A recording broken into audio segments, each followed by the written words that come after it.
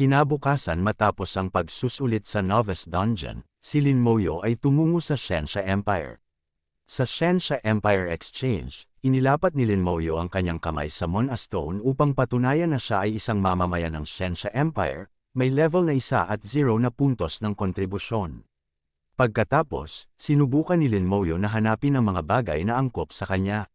Nakita niya ang ilang interesanteng misyon kung saan kailangang magtipo ng walang hanggang dami ng green sprout grass. Halaga ay 50 ginto bawat piraso. Magtipo ng walang hanggang dami ng black wolf skin, halaga ay 20 ginto bawat piraso. Magtipo ng walang hanggang dami ng beast bone, halaga ay 30 ginto bawat piraso. Naisip ni Lin Moyo na may malaking halaga ng ginto na ibinibigay para sa misyong ito, kaya't malamang na medyo mahirap ito. Ang pagiging kahirapan ng kaharian ay inilalagay sa mga kategorya ng normal, nightmare, at hell. Ang normal na kahirapan ay ang pagpatay sa ilang mga goblin, ang kahirapan ng nightmare ay maraming beses mas mahirap kaysa sa normal. At imposibleng daanan ito nang hindi may malakas na koponan. Sa kabilang banda, ang kahirapan ng hell hindi ito bagay na kayang pasanin ng normal na mga profession, at waring hindi pa kayang pasanin ni Lin Moyo ang misyong ito na may kahirapang hell sa kasalukuyan. Bago lumabas ng syudad, sinuri si Lin Moyo ng mga city guard, level 7, necromancer identification card. Iniisip ng guard kung ano ang profession ng necromancer, at saan ang paaralan na ito na nagpapalabas ng level 7 patungo sa labas ng syudad. Sinabi ng guard kay Lin Moyo na aktibo na ang kanyang traveling certificate, maaari na siyang maglakbay ng malaya sa mga syudad ng Shengxia Empire mula ngayon. Payo ng guard kay Lin Moyo, maraming halimaw sa labas kaya mag-ingat siya, lalo na sa gabi. Kung mayroong anumang panganib, pwede siyang bumalik. Ang kanyang kaligtasan ang pinakaimportante. Nagpasalamat si Lin Moyo at sinabi niyang gawin niya iyon. Sa labas ng mga pader ng syudad ay isang lupaing desyerto. Ito ay dalawang magkaibang mundo sa loob at labas ng syudad. Naririnig ni Lin Moyo ang mga udyok ng mga halimaw mula sa malayo, kahit ang hangin ay puno ng amoy ng dugo. May isang goblin na nagtatago sa likod ng isang bato, naramdaman ni Lin Moyo ang presensya ng goblin. Ipinasabi niya sa kanyang skeleton warrior na patayin ang goblin na iyon. Nagsalakay ang goblin kay Lin Moyo, isang goblin na may level na 10, ngunit alam ni Lin Moyo na praktikal na walang halaga ang isang goblin na level 10 para sa kanyang skeleton warrior, na may mga stats na 375. Nang tamaan ng goblin ang kanyang itim na bakal sa skeleton warrior, walang pinsalang naidulot ito sa warrior. Natakot ang goblin, at pinatay ng skeleton warrior ni Lin Moyo ang goblin na iyon. Bigla na lamang nag-atake ang isang grupo ng mga goblin kay Lin Moyo. Nagsimula ng patayin ng mga warrior ni Lin Moyo ang mga halimaw na iyon. Nakatayo lamang si Lin Moyo roon, wala nang ginagawa. Iniisip niya ang kakayahan ng isang goblin na may level na 10. Kung magagawang sumabay niya ang kanyang pag-unlad, malamang ay makakarating siya sa level na 15 sa huling pagsubok. Inaalala ni Lin Moyo na ang kanyang kapatid ay nakarating sa level na 16 bago ang huling pagsubok. Paano kaya niya ito nagawa? Nang isipin ni Lin Moyo ang masasayang araw na inilagi niya kasama ang kanyang kapatid, sinabi niya sa sarili na papasok siya sa Xiajing Academy para sa kanyang kapatid. Tumataas ang level ni Lin Moyo mula sa level 7 hanggang level 10, ngunit walang malaking pagbabago sa iba pang mga stats. Tuwing tataas ito, magdaragdag lamang ito ng 10 puntos. Subalit tumaas ang espiritu ni Lin Moyo mula sa 180 hanggang 300. Nadagdagan ng 120 puntos. Sinasabi na magkakaroon ng malaking pag-angat matapos makamit ang level na 10. Isinama si Lin Moyo sa profession ng mage, kaya ang pinakamalaking pag-angat ay ang espiritu. Hindi inaasahan ni Lin Moyo na aabot siya sa level na 10 ng mabilis. Lumakas din ang kanyang talento. Ang kanyang mga skeleton warriors ay nag-level up patungong bronze. Ang mga bronze skeleton warriors ay nasa level na 10, may 1500 puntos sa stats, at hindi lang yun, may aktibong rage skill ang isang bronze skeleton warrior.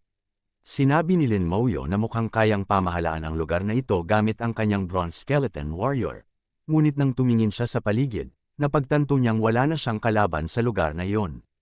Bigla na lamang may isang arrow na dumaan patungo kay Lin Moyo. Tinamaan siya ng arrow sa balikat. Naging aktibo ang kanyang passive skill na damage transfer, at naipasa ang pinsala sa kanyang skeleton warrior. Nakita ni Lin Moyo ang isang babae na tumatakbo papalayo sa kanya. Nag-isip si Lin Moyo, sino kaya ito? Ngunit nang tingnan niya ang kasuotan nito, napagtanto niyang maaaring profesyon ng assassin ang babae, at maaaring isang archer ang sumalakay sa kanya. Tumakbo papalayo ang babae mula sa lugar. Pagkatapos, may dalawang lalaki, isa ay may hawak na magic staff at ang isa naman ay may bow, ang lumapit kay Lin Moyo. Alam ni Lin Moyo na sila ang sumalakay sa kanya. Inalis ni Lin Moyo ang arrow at iniisip na mali ang kanilang direksyon, hindi na nila maaabutan ang assassin na yon.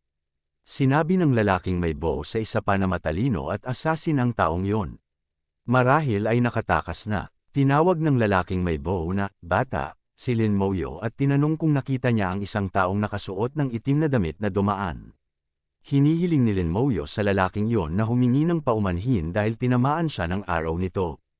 Humingi ng tawad ang lalaking may bow kay Lin Moyo dahil inakala niyang tinamaan siya ng araw nito. Pero hindi naman siya nasaktan. Sinabi ni Lin Moyo na huwag na niyang ituloy iyon. Nakita niya ang galit sa mga mata ng lalaking yon. Pero nang makita ng isa pang lalaki na mayroong skeleton warrior si Lin Moyo, inakala niyang isang summoner ng mga andayang ang binata. Sinabi ng lalaking yon na tanging ang mga itinatagong kriminal na may madilim na kaisipan ang kayang gumising ng nakakadiring profesyon ng pagtawag ng andayang.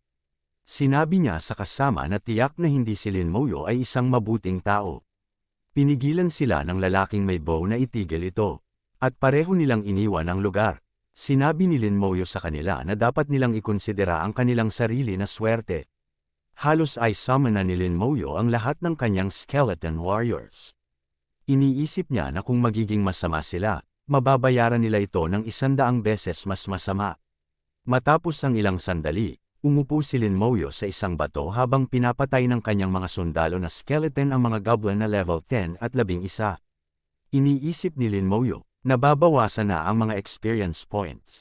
Pagkatapos ng level 10, tumaas ng 3 beses ang experience na kailangan upang mag-level up. Ayon sa kanyang kalkulasyon, kailangang patayin niya ang 5,000 goblin upang maabot ang isang level. Naisip niya na hindi siya makakapag-level 11 ngayong gabi, kahit magpatuloy na patayin ng kanyang skeleton warrior ang mga ito magdamag. Hapon na pala, iniisip ni Lin Moyo na hindi na siya makakabalik. Kung gusto niyang makapasok sa Xia Jing Academy, kailangan niyang maglaan ng mas maraming pagsisikap kaysa sa iba. Sa gabi, sinilayan ni Lin Moyo ang apoy sa gubat. Iniisip niya na batay sa kasalukuyang bilis ng pag-level up, malamang na makarating siya sa level na 13 bukas. Ngunit hindi pa rin tiyak kung aabot siya sa level 15 sa susunod na araw. Pagkatapos ng level na 15, babagal na rin ang bilis ng pag-level up. Kung magpapalipas pa siya ng isang araw, hanggang sa level 16 na lang ang kaya niyang abutin. Iniisip ni Lin Moyo, paano kaya nagawa ng kapatid ko na maka-level up ng ganoon kabilis? Alam ko na isa siyang sword dancer sa legendary profession, ngunit wala siyang paraan na malampasan ang bilis ng pag-level up ko. Baka mayroon akong hindi napansin.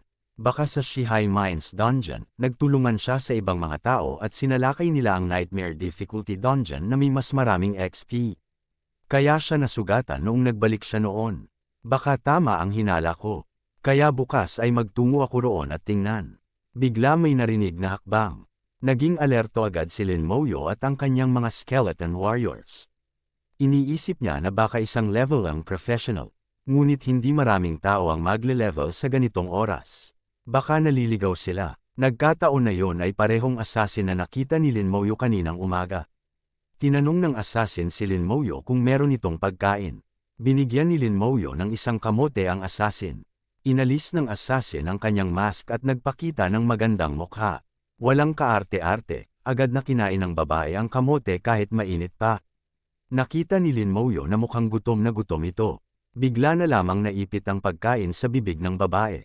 Binigyan ni Lin Moyo ito ng tubig. Pagkatapos uminom, nagpasalamat ang babae kay Lin Moyo at tinanong siya sa kanyang pangalan. Hindi agad sumagot si Lin Moyo. Sinabi ng babae kay Lin Moyo na kung hindi siya mahilig magsalita, bakit hindi sila mag-analyze ng skills sa isa't isa. Parehong hinawakan ni Lin Moyo at ang babae ang kanilang mga daliri para mag-analyze ng skill. Ngunit biglang may natanggap na notification si Lin Moyo na failed analysis. Hindi niya nakuha ang impormasyon. Tumatawa ang assassin girl at sinasabing walang nakuha si Lin Moyo. Tiningnan ng babae ang impormasyon ni Lin Moyo at nalaman niyang ang pangalan nito ay Lin Moyo. Level 10, at ang profession ay necromancer. Sinabi niyang hindi pa niya naririnig ang profesyong yun at tinawag itong kakaiba.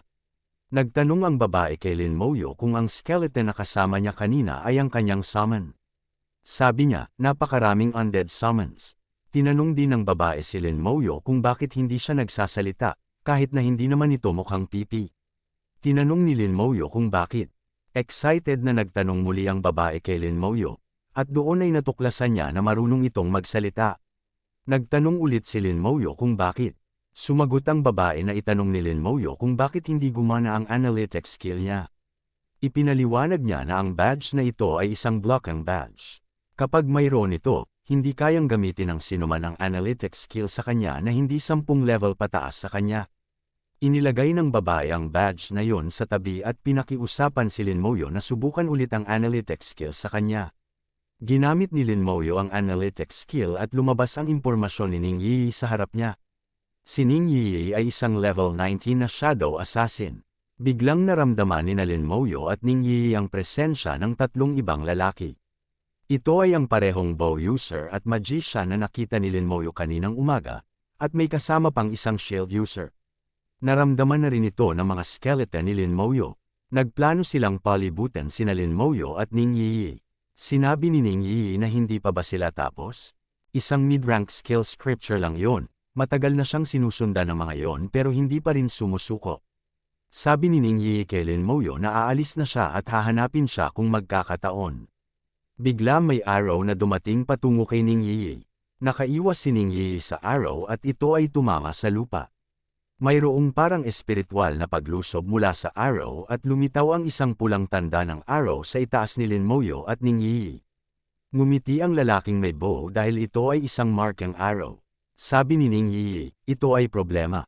Iniisip ni Lin Moyo na ang archer ay may anti-invisibility skills, isang kasanayan na magmamarka sa target, gawing madali itong target at hindi kayang mag-invisibility. Talagang pinaghandaan nila. Lumingon ang magician at sinabi kay Lin Moyo na hindi na sila makakatakas ngayon. Sinabi ng magician, tama ang hinala ko, magkasama kayo. Nakakadiri isang rat assassin at isang masamang dark undying summoner. Magandang kombinasyon kayong dalawa. Sinabi ni Ning Yi sa kanila na hindi kasama si Lin Moyo. Ibibigay niya ang skill scripture at maghihiwalay at pabayaan na sila. Ngunit sinabi ng lalaking may bow na sana'y ginawa niya iyon isang araw pa. Ngayon, mas mabuting patayin na lang siya, ang mga patay ay hindi makakapagsalita. Walang makakaalam na mayroon silang mid-rank skill scripture. Sabi ni Ning Yi kay Lin Moyo na siya na ang bahala at tumakas na siya. Iniisip ni Ning Yi na level 10 lamang si Lin Moyo, hindi niya ito pwedeng isama sa kanyang kasalanan. Sinabi ni Ning Yi kay Lin Moyo na siya ay isang shadow assassin at sa ilalim ng gabi siya naglalaro. May mga paraan siyang makalabas sa sitwasyon. Tiningnan siya ni Lin Moyo at iniisip na hindi siya tatakbo kaninang umaga kung talagang kaya ni Ning Yi. Halataan na mas malakas sila at nawala na ang invisibility skill niya dahil sa marking arrow. Sinabi ng lalaking may bow na tigilan na ang drama.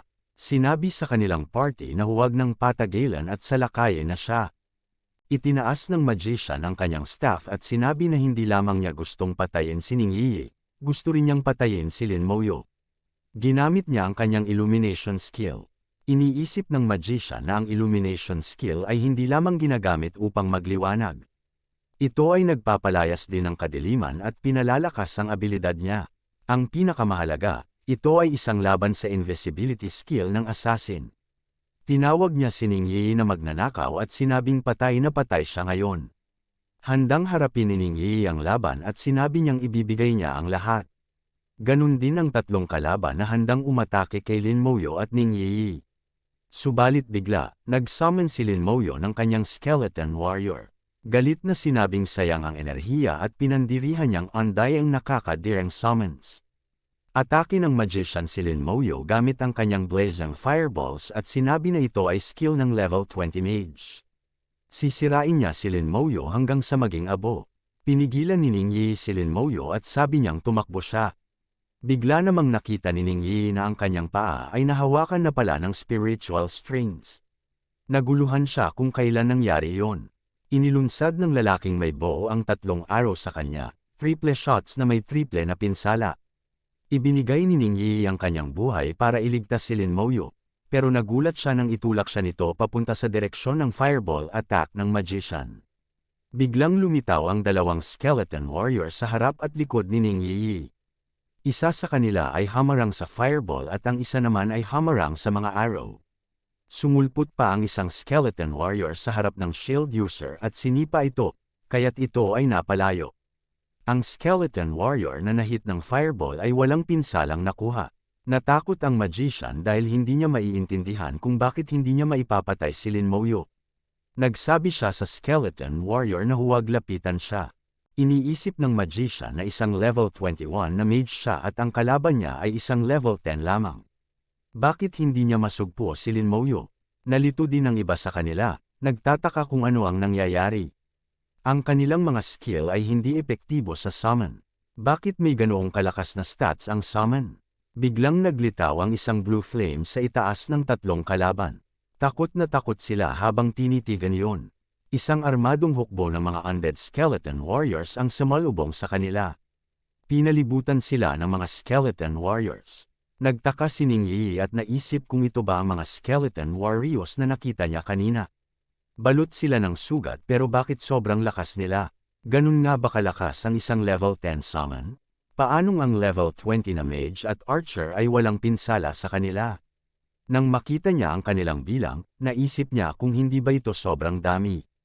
Tumingin siya sa likod at nandoon si Lin Moyo. Binuksan na ni Lin Moyo ang kanyang mga mata. May asul at berdeng apoy sa kanyang mga mata. Ginamit ni Lin Moyo ang kanyang comprehensive increase skill. Atakihin ng mga skeleton warriors ang 3 kalaban. Atakihin ng mga skeleton warriors ang magician. Sa gitna ng laban, nagbuo ng magic barrier ang magician upang protektahan ang sarili. Ngunit mabilis na nasira ng mga level 10 na skeleton warriors ni Lin Moyo ang barrier. Pagkatapos nito, sinubukan ng magician gamitin ang kanyang flame barrier laban sa mga skeleton warriors. Ngunit nagulat siya dahil walang epekto ang kanyang apoy sa mga ito. Sa halip, pinagputol ng mga skeleton warriors siya sa maraming bahagi. Nagtangkang tumakas ang archer nang makita ang pagkamatay ng magician. Ngunit hinabol siya ng isang skeleton warrior. Nagtataka ang archer kung bakit hindi niya ito matakasan. Meron siyang agility attribute na 1000. Hindi niya alam na ang agility ng mga skeleton warriors ni Lin Moyo ay 1500.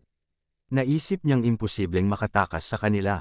Samantala, ang Shield Knight ay gumamit ng extreme defense skill upang mapagtanggol ang sarili at tumakas. Nabigla si Lin Moyo dahil hindi niya inaasahan na may extreme defense skill pala ang Knight. Ito ay isa sa mga core skill ng isang Knight na nagbibigay ng pansamantalang malakas na depensa. Ang isang level 20 na Knight na gumagamit ng skill na ito ay kayang harapin ang mga atake ng isang level 40 na Mage. Nagdesisyon si Lin Moyo na huwag payagang makatakas ang Knight at Archer. Binalaan niya ang kanyang mga skeleton warriors na huwag hayaang makatakas ang dalawa. Inutusan niya ang kanyang mga skeleton warrior na gamitin ang kanilang Berserk Strike skill. Sa Berserk Strike, 200% ng kanilang lakas ang maaaring idagdag sa kanilang pag-atake. Lumabas ang apoy mula sa kanilang mga espada habang inaatake nila ang Knight. Nagulat ang Knight dahil hindi niya alam na may mga skill pala ang mga skeleton warriors. Alam niya na ang extreme defense ay magtatagal ng 1 minuto, pero mas mabilis itong matatapos kung mas maraming atake ang dumating. Halos abot kamay na niya ang kanyang limitasyon. Sa huli, bumagsak ang kanyang extreme defense skill, at napalibutan na siya ng mga skeleton warriors. Naalala ni Lin Moyo ang sinabi ng kanyang kapatid na kung mayroon siyang layunin, dapat niya itong gawin at huwag mag-atubiling tumuloy. Nang matapos ang laban, naalala ni Lin Moyo kapag namatay ang may profession mahuhulag ang kanilang kagamitan galing sa storage space. Binuksan niya ang storage space ng mga kalaban upang tingnan ang mga nahulog na item. Nakuha niya ang mga bronze rank Carmen staff, battle bow, shield, at sword. Napagtanto ni Ning Yi na ang mga iyon ay mga item mula sa Carmen's Orc Legion Dungeon, isang level 20 dungeon sa labas ng Shanghai City.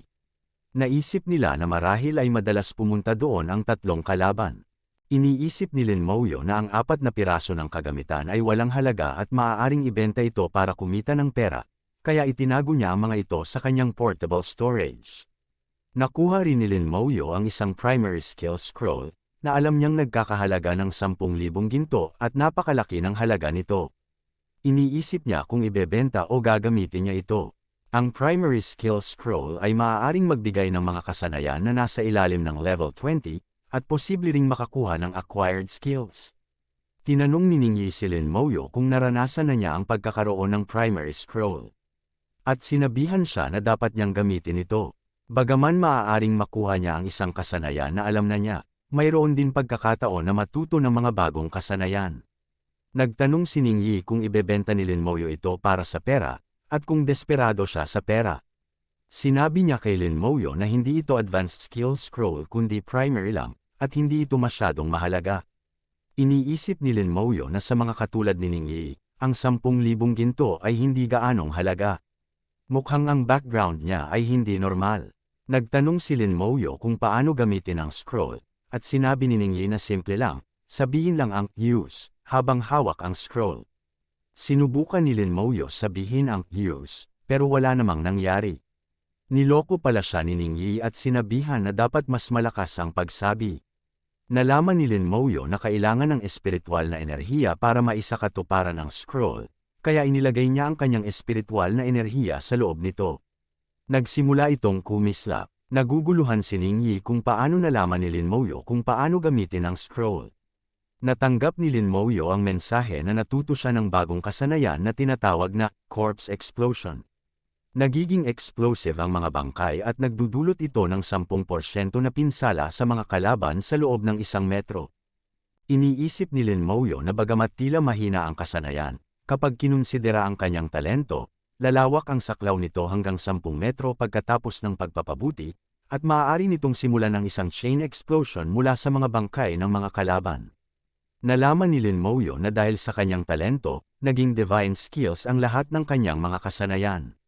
Tinanong ni Ningyi si Lin Moyo kung natuto siya ng bagong kasanayan, at sinagot niya ito ng oo. Nagtanong si Ningyi kung bakit hindi siya masyadong nagsasalita kahit maganda naman ang kanyang boses. Iniisip ni Lin Moyo na medyo iba si Ningyi sa mga babae sa paaralan at pinuri ang magandang boses niya. Nagpasalamat si Ningyi kay Lin Moyo sa pagliligtas at pagpuri sa kanyang boses, at ibinigay niya sa kanya ang isang treasure box. Nakita ni Lin Moyo sa loob nito ang isang intermediate skill scroll, na nagkakahalaga ng 1,000,000 ginto at 100 beses na mas mahalaga kaysa sa primary skill scroll. Alam niyang napakalaking halaga nito.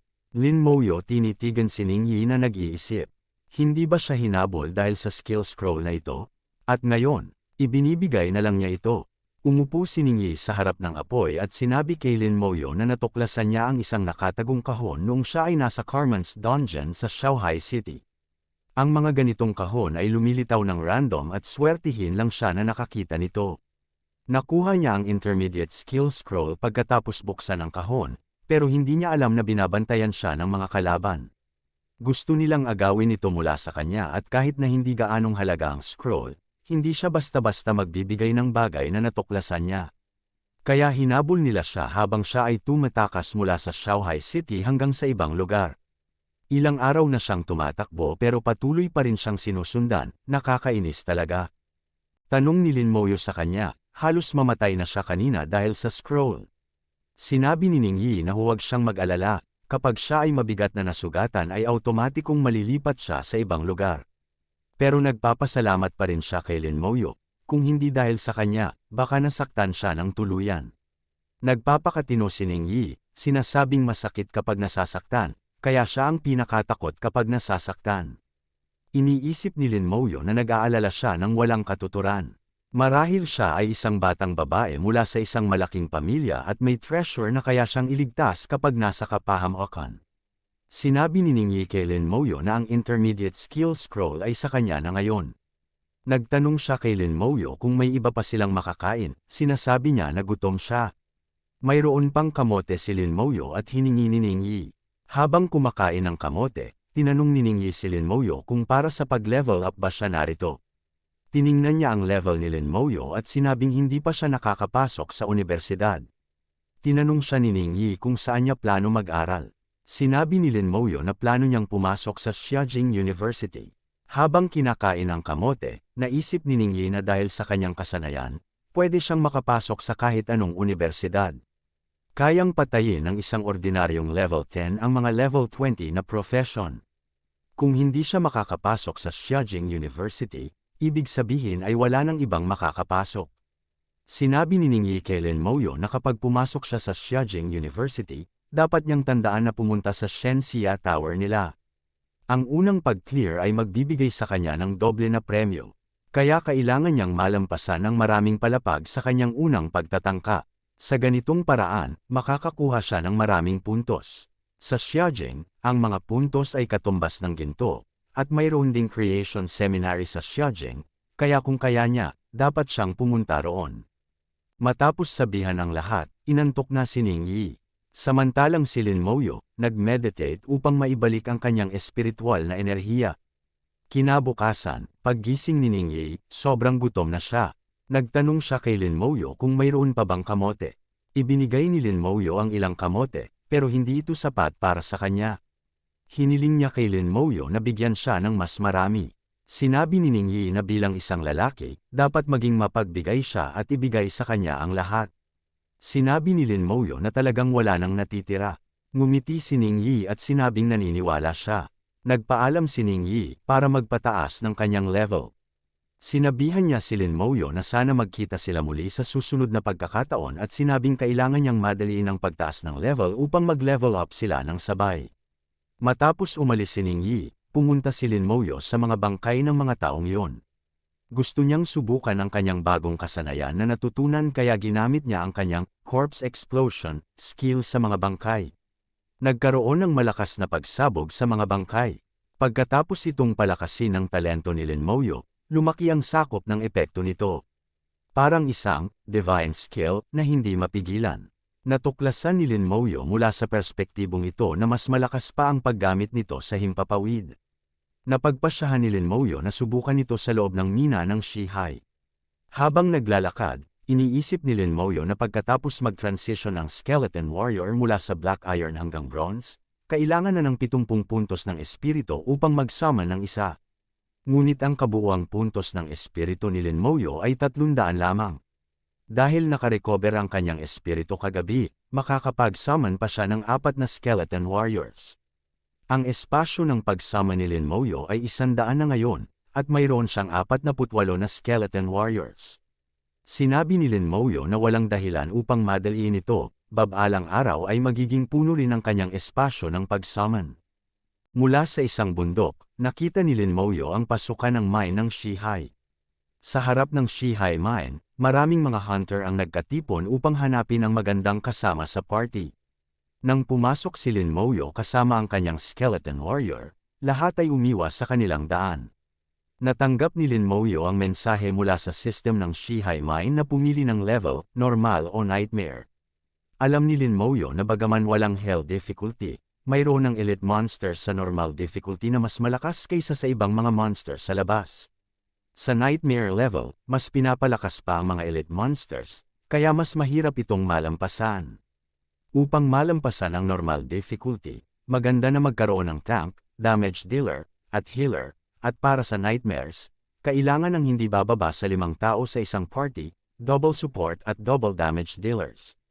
Lumapit ang isa pang hunter at tinanong si Lin Moyo kung siya ay isang summoner. Subalit nang gamitin ng hunter ang kanyang Daosyang ability upang suriin ang level ni Lin Moyo. Nakatanggap siya ng mensahe na nabigo ang teknikang pang-detection dahil sa pagkakaroon ni Lin Moyo ng shielding badge. Natakot din ang hunter ang iyon sa dami ng mga gauge ng Skeleton Warrior ni Lin Moyo. Lahat ay nagsimulang tanungin si Lin Moyo kung gustong maglinis ng dungeon kasama nila. Iniisip ni Lin Moyo na mabuti na binigyan siya ni Yi ng shielding badge. Kung hindi, tiyak na magiging problema ito. Tinanggihan ni Lin Moyo ang kanilang mga alok. Nakatanggap si Lin Moyo ng mensahe upang kumpirmahin ang kanyang pagpili sa nightmare difficulty. Sinabi ni Lin Moyo, confirm to system. Biglang nawala si Lin Moyo mula roon. Nang makita ito ng ibang hunter, nagulat sila na mag-isa na lang si Lin Moyo. Nagpasya silang abangan kung mabubuhay pa siya. Iniisip nila na baka nais lang ni Lin Moyo magyabang at babalik din siya ng takbuhin na parang duwag. Sa loob ng Shihai Mining Dungeon, nasa isang ligtas na lugar si Lin Moyo kasama ang kanyang skeleton warrior. Amoy na amoy niya ang malakas na amoy ng dugo doon. Alam ni Lin Moyo na masasalakay siya ng mga halimaw paglabas niya sa lugar na yon. Tiningnan ni Lin Moyo ang mga stats ng Goblin Mine Guard, isang enhanced elite level 14 monster. Sinabi ni Lin Moyo, walang duda, ito ay isang enhanced elite monster. Ang mga katangian nito ay ilang beses mas mataas kaysa sa mga ordinaryong halimaw. Ang lakas at pisikal nito ay sobrang taas, ngunit ang kanilang pag-atake at depensa ay labis na abnormal. Tinawag ni Lin Moyo ang kanyang ibang skeleton warrior. Iniisip niya, ang stats ng isang level 14 knight ay mga 300 hanggang 400 lamang, hindi talaga pantay sa isang enhanced elite monster.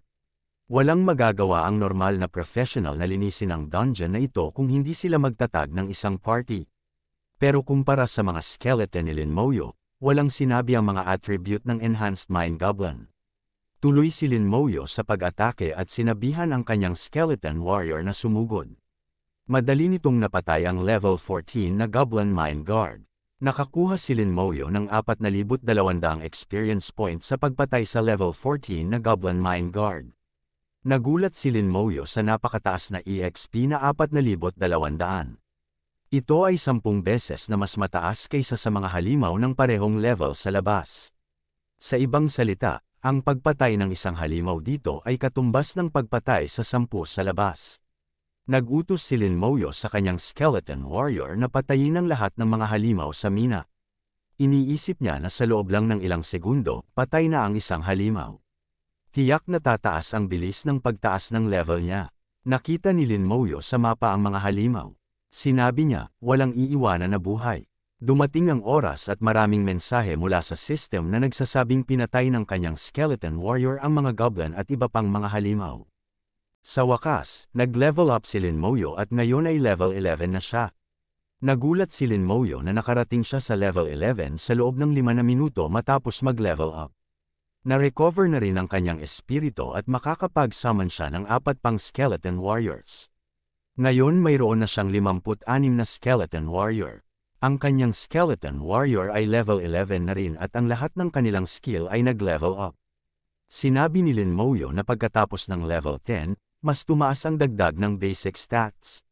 Noon, ang strength at agility ay tataas ng 10 bawat level, pero ngayon ay tumaas ng 20 puntos. 100 naman ang espiritu. Naisip ni Lin Moyo na sa pagtaas ng level, mas mataas din dagdag ng bilang ng mga attribute points. Tumaas din ang mga pangunahing katangian ng bronze level skeleton warriors ng 20 at pagkatapos mapalakas ng 10 beses, naging 200 na ito. Ngunit hindi nag-level up ang bagong kasanayan ni Lin Moyo, ang corpse explosion. Nagtataka siya kung bakit lahat ng ibang kasanayan ay nadagdagan maliban sa ito. Iniisip ni Lin Moyo na kung narito si Ning Yi, marahil alam niya ang sagot. Nakatanggap si Lin Moyo ng mensahe na natapos na niya ang lugar at nasa level 11 na siya at 38%. Bigla, naramdaman niya ang isang malakas na lakas na paparating sa kanya. Ito ay mula sa Roar skill ng level 15 na Mine Wolf King. Nagulat si Lin Moyo dahil mataas ang mga stats nito kahit nasa leader pa lang, at lalo pang pinalakas ang katangian ng huling boss. Sinabi ni Lin Moyo na kahit mas mataas ang mga stats ng Wolf King kaysa sa kanyang mga skeleton warriors, marami pa rin itong kalaban. Nag-iisa lang ang Wolf King kumpara sa dami ng kanyang warriors. Sumugod ang skeleton warriors at umatake sa Wolf King, pero ginamit nito ang kanyang roar skill. Alam ni Lin Moyo na kaya pang tiisin ang constitution ng mga skeleton warrior ang atake ng Wolf King. Dahil sa rage strike skill ng kanyang mga skeleton warrior, nagpatuloy ang kanilang pag-atake sa Wolf King. Ngunit muling ginamit ng Wolf King ang kanyang roar skill at nagtulak lahat ng skeleton warriors palayo. Sabi ni Lin Moyo, hindi naman malakas ang atake ng skill na ito, pero magaling itong magpalipad ng mga bagay. Tumakas ang Wolf King, at nagtaka si Lin Moyo dahil hindi niya alam na pwede palang tumakas ang dungeon boss. May mali sa sitwasyon, kaya sinabi niya sa kanyang mga skeleton warrior na umatras. Sa harap ni Lin Moyo, may maraming mga mata na kulay pula na tumitingin mula sa kuweba. Ito ay mga level 14 na mining wolf, at marami sila halos 100. Alam ni Lin Moyo na hindi sila malakas, ngunit madami. Iniisip niya na kahit ang mga ordinaryong professional, kahit 10 sila sa isang party, hindi kakayanin ang dami ng mga mining wolves na ito. Pero siya ay isang necromancer, at lahat ng mga ito ay kanyang experience points. Nakatanggap siya ng 2,800 na EXP para sa pagpatay ng isang mining wolf. Ginamit ni Lin Moyo ang kanyang corpse explosion skill, at nagkaroon ng malakas na pagsabog. Halos lahat ng mining wolf ay namatay sa atake. Mula sa level 11 at 38%, naging level 11 at 77% na si Lin Moyo. Muling lumitaw ang Wolf King, at sinabihan ni Lin Moyo na dapat masubukan rin ito ang kanyang skill.